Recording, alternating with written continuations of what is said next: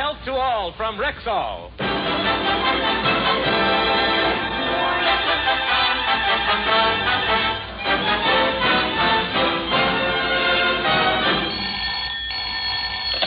Hello, Rexall Drug Program. Garry Moore speaking. Hello, Garry. This is Jimmy. Jimmy Durante, where are you? I'm trying to get to the studio on time. I passed 3 red lights, went the wrong way up a one-way street, drove over the sidewalk and did a solid 50 miles an hour down Sunset Boulevard. But, Jimmy, they can put you in jail for that. Where do you think I'm calling from?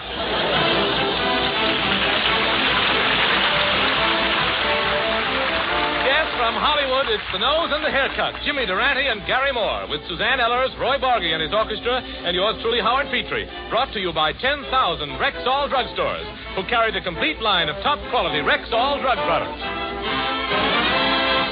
Ladies and gentlemen, next Thursday is Thanksgiving, a holiday started by the Pilgrims who gave thanks when they landed on Plymouth Rock.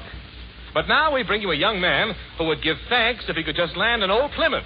And here he is, Garry Moore. Thank you. Thank you very much, my friends, and good evening, ladies and gentlemen. May I wish you a very happy November the 22nd. And before we do anything else tonight, we're going to hold the grand drawing for our annual turkey raffle. Now, of course, we all understand that if the person with the winning number is not in the audience tonight, the turkey automatically becomes mine. Now, I draw the number out of the hat, and it is number 64709. 64709! I got it! 64709! Well, better luck next year. Now, getting on with the program here. Excuse me. Hello? Hey, Mr. Moore, it is true, isn't it, that on Thanksgiving Day people eat turkeys? Why, of course. I told you had it wrong, you crazy turkey. Let go of my leg.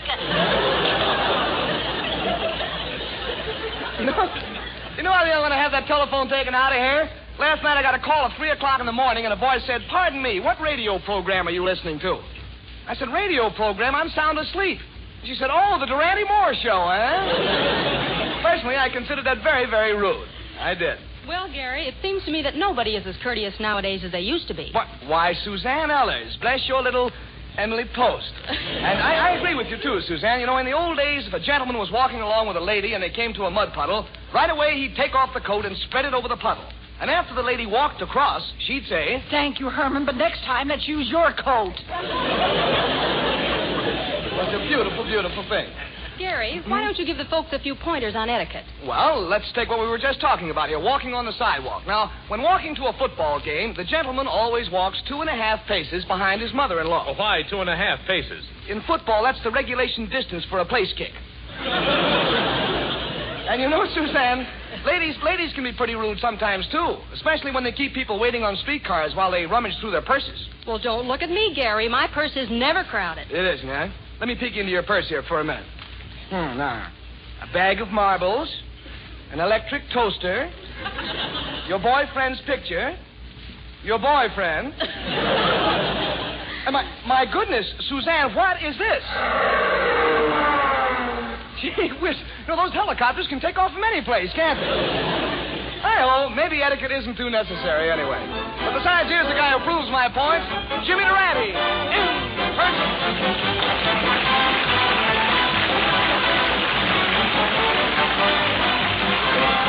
You've got to start off each day with a song.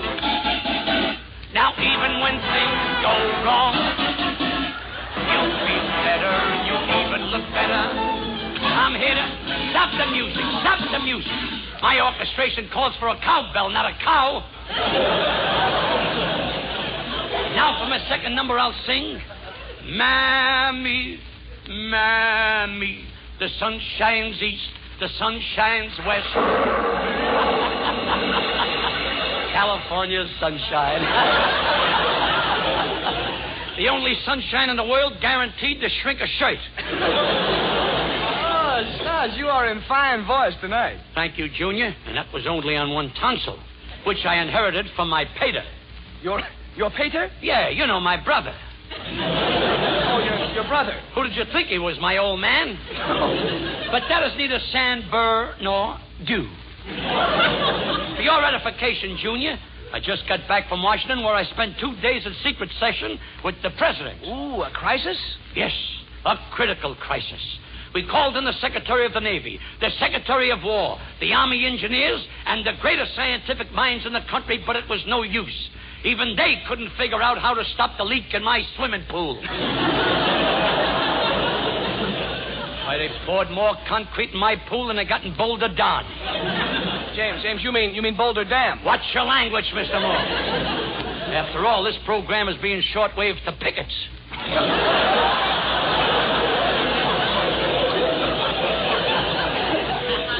Is that why you went down to Washington to discuss your swimming pool? Not exactly. Mr. Truman had a few problems of his own. Oh. When I arrived, he was putting an oil burner in the basement, a wood burner in the kitchen, an electric heater in the bedroom, and a gas heater in the bathroom. Well, what's the idea of all that? Harriet's going to be warm this winter no matter what John L. Lewis does. But you know, I wasn't in Washington over 5 minutes when the president created a new cabinet post for me. He appointed me minister without portfolio. Minister without portfolio? Yeah, how do you like that? A big country like this, and they can't even afford to buy me a briefcase. An important man like me has to carry his lunch in his back pocket. Well, Snods, I suppose as minister without portfolio, you have to handle some of the government's crucial problems. That's right. For instance, last week the president of the Fruit Growers Association complained to me that the climate of California is no good for growing bananas. He said that the climate of California is no good for growing bananas? Yeah. How could the guy look me in the face and say that? What does he think this is, holding up my glasses? A kumquat? Wait a minute, I'll take it, Jim. Hello? Yeah, he's here. Who is it, please? Oh, my goodness. Just a moment, Your Worship. Jimmy, the Duke of Windsor, wishes to speak to you. Does it sound like a touch? Never mind if it is. He is good for it. Give me the phone. Hello, Duke. I got everything arranged for your trip to Hollywood with the Duchess. What? Living quarters? Don't worry about it. I got you the bridal suite. That's right, at the Pismo Beach Motel. Is it a good place? Are you kidding? You get a towel each. Now tell me your plans. What do you and the Duchess want to do when you get here? What? Oh, no. We have too many of those husband and wife programs already. What's that? Pip, pip, cheerio? Thank you, and a Yorkshire pudding to you, too. Jimmy, you're arranging the Hollywood trip for the Duke and Duchess of Windsor? A logical choice, after all, Junior. On my last trip to England, you know, the continent. Yes. I mingled with all kinds of royalty. Counts and their countesses, dukes and their duchesses, and marquises and their moccasins. No, Jim, not moccasins. Well, what is the right word? Marionnettes. You see, le consort d'un marquis est une marionette. C'est la forme subjonctive, past participe, de la verbe plus perfect, et dans tous les mots, c'est statistique et bien connu. How do you like that? Ask a guy a question and he joins the Foreign Legion. Tell me, Garry, where do you pick up these fascinating bits of useless trivia? In the Encyclopedia Britannica, Jimmy. It's a wonderful book. Haven't you ever read it? No. I'm waiting for them to make a picture out of it. But, Junior, I got a million of them.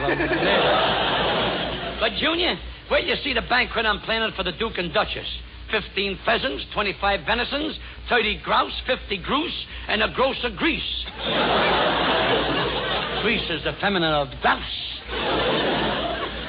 Following that, a mongoose on the half shell, and as my piece de resistance, curry of Tootsie Roll. But there's one thing that worries me about the banquet, Junior. What do you do with the olive pits? Do you swallow them or do you hold them in your mouth until you get home? Jim, there's only one thing to do with olive pits. You take them in your hand, and when no one is looking, you quietly sneak them into the cuff of your trousers. But suppose it's a formal affair and I'm wearing knickers. Wait a minute, Junior, I've got it. I know what I'll do. I'll hold the olive pits in my right hand, and when the Duke shakes hands with me to say good night, yes, I let go. Oh, wait a minute, Jim. Are you sure you're the right man for this job? Don't worry about me, Junior. Why, I've mingled with nobility all my life. The last time I was in England, the king wanted to make me Knight of the Garter, and the queen wanted to make me Knight of the Bath. Naturally, I refused. Jimmy, the king wanted to make you Knight of the Garter, and the queen wanted to make you Knight of the Bath, and you refused? Yeah, I didn't mind putting on his garter, but a guy's got to draw the line somewhere. Now you know that you can't go wrong. Why you travel each day?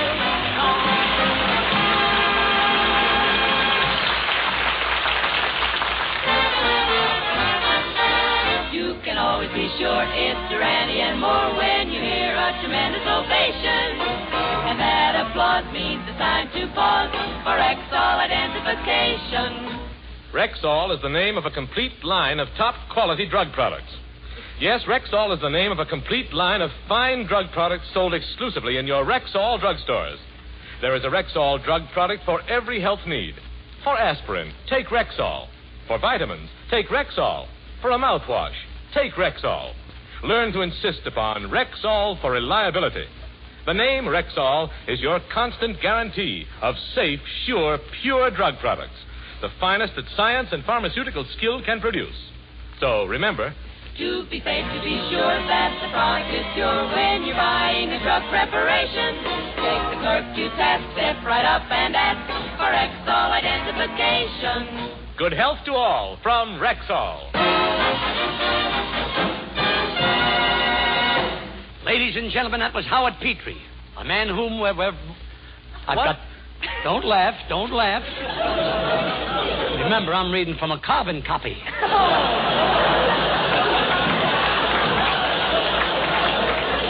Ladies and gentlemen, that was Howard Petrie, a man of whom we're very proud because of his famous uncle. We all know that Thomas Edison invented the electric light, but Mr. Petrie's uncle is the one who showed him how to turn it off. Wait a minute, Jimmy. Can you prove that? I sure can. Here's a picture of him right in front of the town tavern, and he's out like a light. Well, I've never been one to look down my nose at other people's inventions, Jim, but I should just like to call attention to one of my own ancestors, Casanova Moore, a man who invented a device that has since become the very backbone of our social civilization. It was my great-great-great-great-grandfather who first invented the kiss.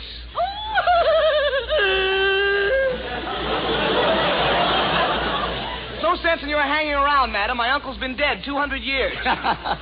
So what? No man is perfect. So your uncle invented a kiss, huh, Junior? Yes, he did. Well, tell us about it. Meanwhile, I shall bury my head in the razor's edge and listen with a sharp mind.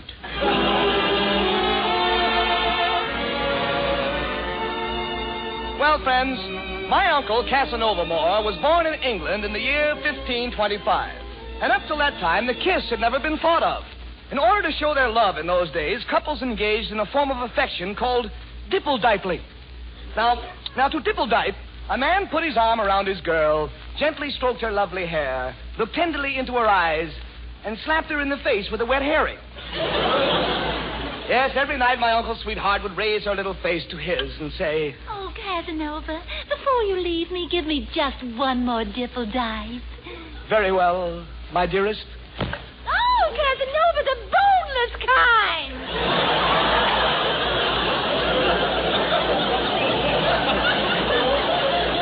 But somehow, the more Casanova dipple-diped, the less it seemed like the fulfillment of love's young dream.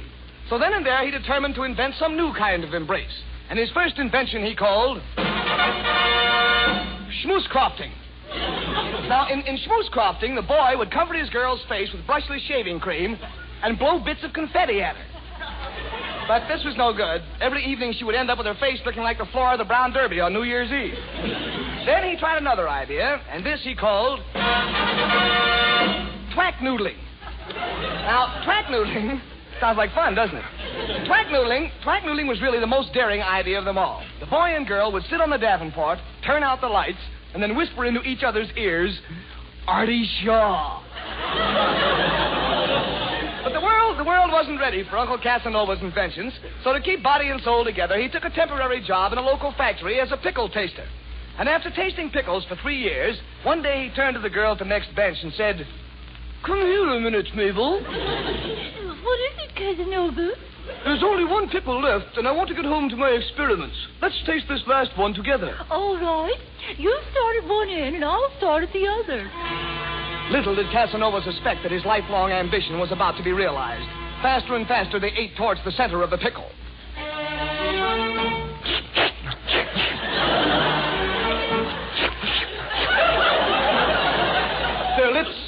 came closer and closer until finally Casanova bit past his half and...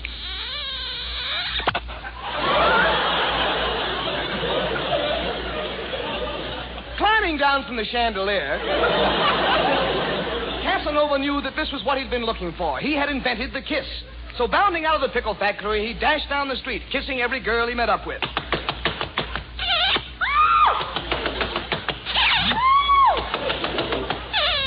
Yeah, are you sure you got the right party?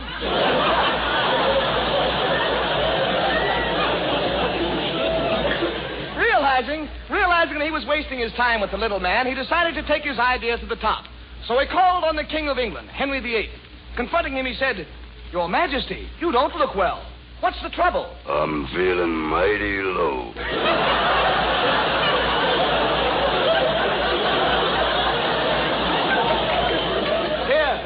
Here was Casanova's chance. Quickly, he said, "Your Majesty, I have invented a thing called the kiss.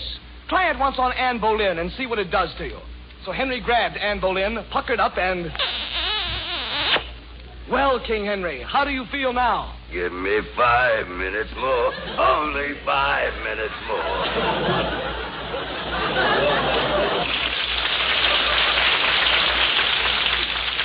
And so, with King Henry VIII's endorsement, the kiss took its rightful place in the English way of living. And I am proud to say that I have inherited my uncle's proficiency in the art. But just the other day, as I was walking down the street, a man looked at me, and I distinctly heard him say, Boy, get a load of that kisser.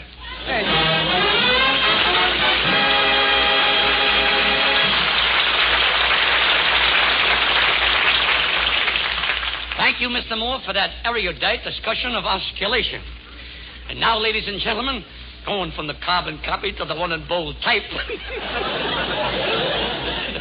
our charming chanteuse, Suzanne Ellis, a little lady with pipes of solid gold. I should know. I got a plumber's cart. How are you, Susie? Hiya, Jimmy. And thank you for that lovely introduction. But when it comes to singing, I bow to the master. How do you get those mellow tones in your voice? That's a Durante secret, Susie, but I'll let you in on it.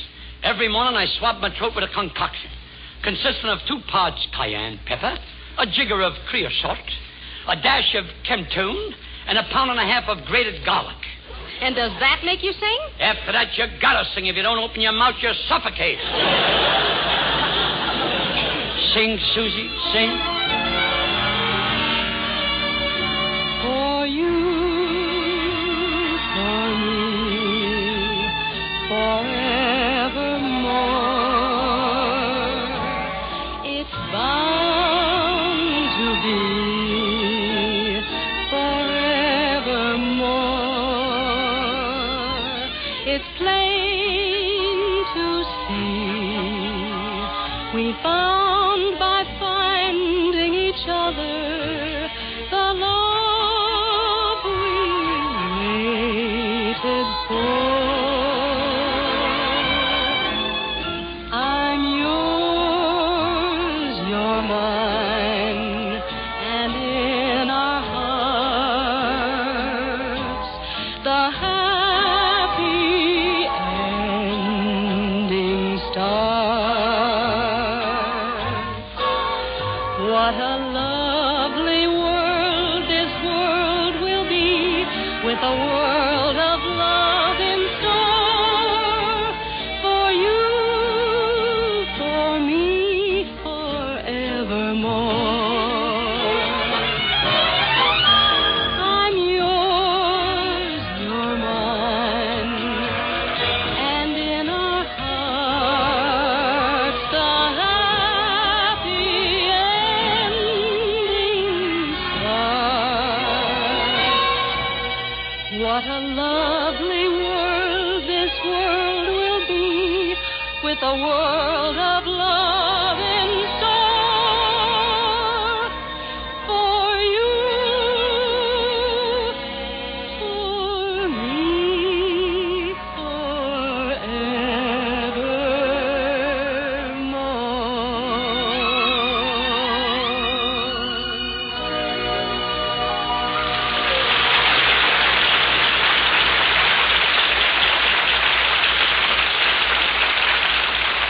Yes, it's good health to all from Rexall. Listen.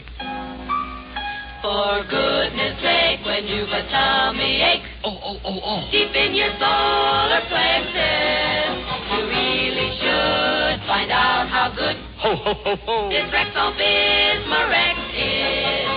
Bismarex, Rexall Bismarex. That's right, friends. An acid stomach condition by any other name can feel just as uncomfortable. And whether you call it indigestion, dyspepsia, or heartburn, you'll find the prompt relief you need as well as the prolonged relief you want with Rexall Bismarex. Because Rexall Bismarex contains not one, but 4 laboratory-approved alkalizing antacids. 1 fast-acting alkalizer and 3 slow-acting alkalizers. That's why Rexall Bismarex not only relieves your discomfort promptly, but continues the acid-neutralizing effect for a prolonged period. Just mix 1 or 2 teaspoonfuls in a glass of water and drink. It's a pure peppermint pleasure. Remember, only a Rexall drugstore can sell you Bismarex, Rexall Bismarex.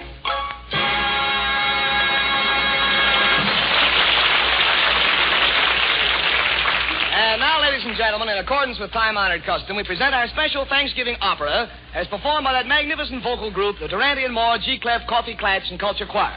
In this opera, ladies and gentlemen, I sing for 2 consecutive hours without taking a breath. Oh, now, wait, how can you sing for 2 hours without taking a breath? Storage tank in my nose. Well, in any event, in this Thanksgiving opera, friends, Mr. Durante will appear as Miles Standish, and I shall play the part of John Alden. Oh, yes. He was the fellow who made all the speeches and ended up with nothing. That's right, sort of an early-day Democrat. Yes. Now, the part of the Republicans here.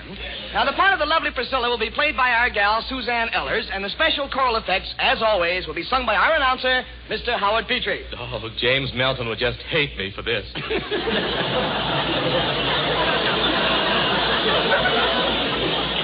It's amazing the thing the rain washes down from the mountains. Quiet, James. Maestro Bargy, overture for the opera.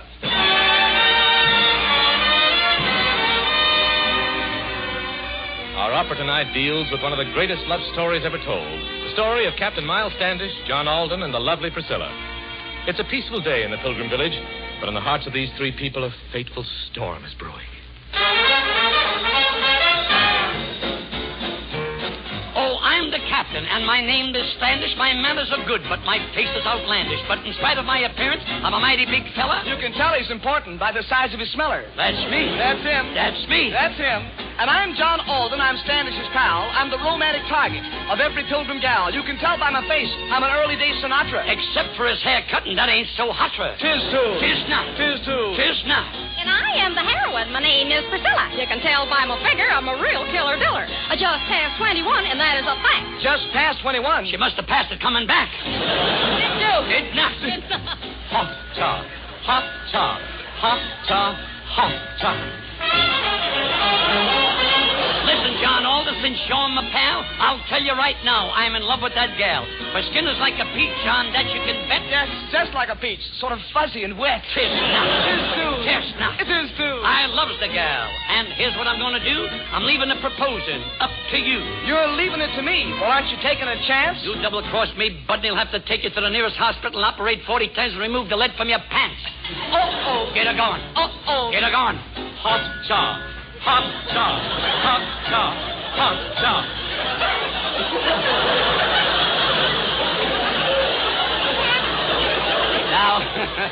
Now there's an intelligent comment.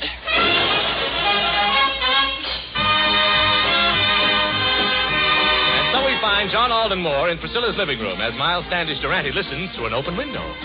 Oh, Priscilla, Priscilla, my pretty little dove. I've come to your cabin for to speak of love. Now, I know that you're bashful and you're shy by a heck. Who's bashful, Bud? Come on, let's neck. Wait a minute. What are you doing? He's getting hot and I'm standing here stewing. Oh, speak for yourself, John. Don't be dull. If he speaks for himself, I'll fracture his skull. Now, wait. Come on, John. Now, wait. Come on, John. Oh, Priscilla, Priscilla, my shy little elf. I'm a-speaking of love, yeah, but not for myself. Captain Miles Standish is the man for you. Captain Standish? How do you do? Madam, I'm making my plea. I'm getting right down on my bended knee. I've got a soft feeling that's making me mellow. Oh, get up, Miles. You're kneeling in her jello. Hot ta, hot ta, hot ta, hot ta. must be someplace he could go to be alone. Now tell us, Priscilla, what's your decision? Would you rather be mine or would you rather be his? I'm as strong as the wizard from the land of Oz. Yeah, but most of your strength has gone to your schnoz. Has not. Has to? Has not. It has to. On the other hand, Prissy, if you want to be shrewd, you'll marry with me, because I'm a Hollywood dude. I wear perfume just like Hetty or Veronica. It smells like low tide at Santa Monica. Just do. Hot shot, hot shot, hot shot, hot shot. I'll bet he has fun just tying his laces. I'll tell you, boys, I love you like a mother, but I've already given my heart to another. You're in love with another? Who can it be? Don't be silly. She's marrying me. Oh, no. Oh, yes. Oh, no. Oh, yes. She's marrying you. Can that be a fact? Everybody wants to get into the act. But you're not good looking, and you've got no dough. What did you say that made her love you so? I said hot shot, hot shot, hot shot, hot shot. Him and his big fat education.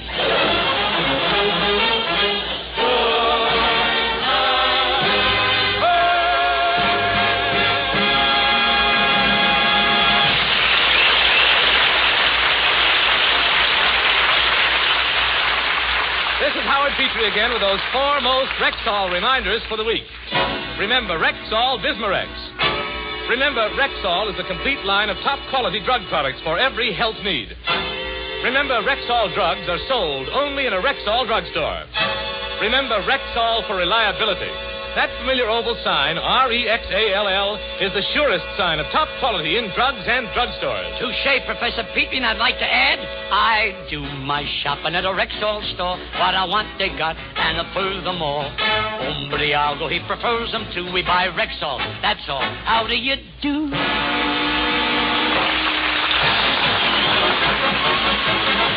Now, speak with you when we're out away, when we're, let me hear that high note, maestro.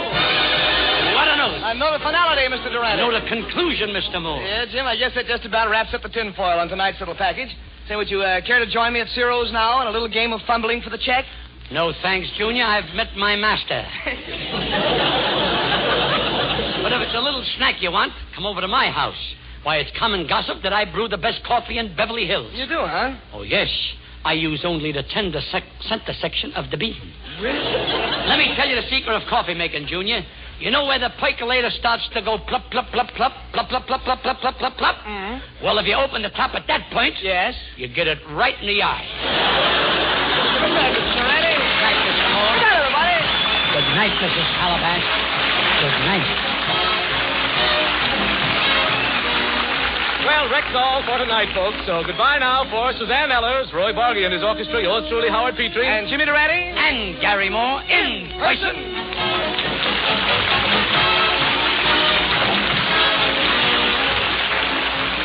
So until next Friday, same time, same Columbia station, good health to all from Rexall. This program is produced and directed by Phil Cohan. This is CBS, the Columbia Broadcasting System. And this is WCBS, New York. 10 p.m. BULOVA, Bulova Watch Time. America runs on Bulova Time.